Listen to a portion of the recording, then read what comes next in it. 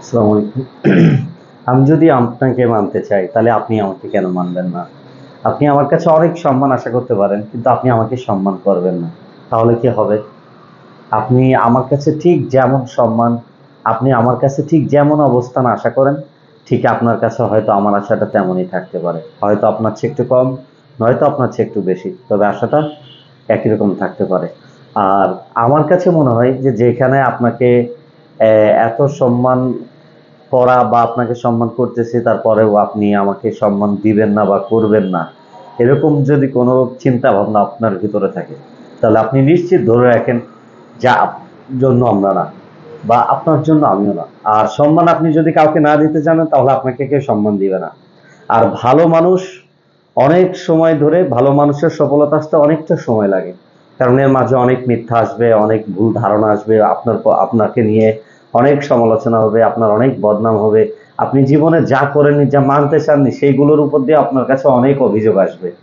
তারপরে যে যারা এগুলো করবে, যারা এগুলো বলবে, যারা আপনার প্রতি এত অভিযোগ তুলবে, তারা সবাই ব্যর্থ হয়ে যাওয়ার পর আপনার সম্মানটা আসবে সর্বোচ্চ চেয়ার।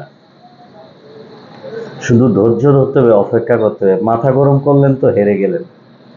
ঠান্ডা মাথায় বসে থাকেন। আপনি কে এটা চেনানোর জন্য শুধু আপনার চলমান অ্যাক্টিভিটিস গুলো একটু চালিয়ে রাখেন। আপনি কে এটা জানার জন্য শুধু আপনার পজিটিভ চিন্তা ভাবনাগুলো চলমান রাখেন। আর কে আপনাকে চোর বলেছে, কে আপনাকে মাদকসেবী বলেছে, কে আপনাকে মানে ধর্ষক বলছে, কে আপনাকে খারাপ বলছে, কে আর যা ইচ্ছা তাই বলছে, বলতে থাকে, ওকে বলতে দেন, ওকে অ্যাক্সেস দেন, ও বলুক। ও আপনাকে প্রচার করছে, যে আপনার বদনাম করছে, যে আপনার নিয়ে নেগেটিভ কথাবার্তা বলে বেড়াচ্ছে, যে আপনার অবস্থানকে আপনাকে পচানোর জন্য সর্বোচ্চ চেষ্টা করতেছে, ওকে বলতে দেন। ও আপনার মার্কেটিং এক্সিকিউটিভ অফিসার, হয়তো আপনার মার্কেটিং এর জন্য ও কাজ করে বিনা টাকায়, বিনা পরিশ্রমে, বিনা নিয়োগে, বিনা সিভিতে। ও আপনাকে প্রচার করছে, ও আপনাকে মানুষের সামনে তুলে ধরছে, ও আপনাকে হাইলাইটস করতেছে। এটা নিয়ে টেনশনের কিছু নাই, এতে আপনার এক চুল ক্ষতি হবে না। বিশ্বাস রাখেন, একটু ক্ষতিও হবে না। কেন হবে?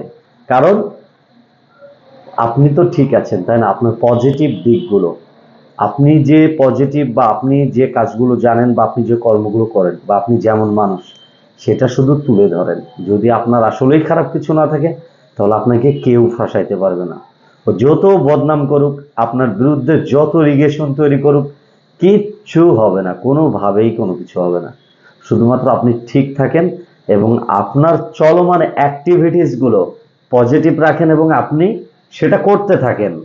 এমনিতেই ফ্রন্টে চলে আসবেন, এমনিতেই আপনার স্পেস দিয়ে দিবে। আপনাকে জায়গা দিতেই হবে একদম। কারণ যোগ্য লোক কখনো যোগ্যতা হারায় না। কিছু সময় হয়তো জায়গা হারায়, কিন্তু যোগ্যতা হারায় না। সবাই ভালো থাকবেন, সুস্থ থাকবেন, নিরাপদ থাকবেন। আসসালামু আলাইকুম।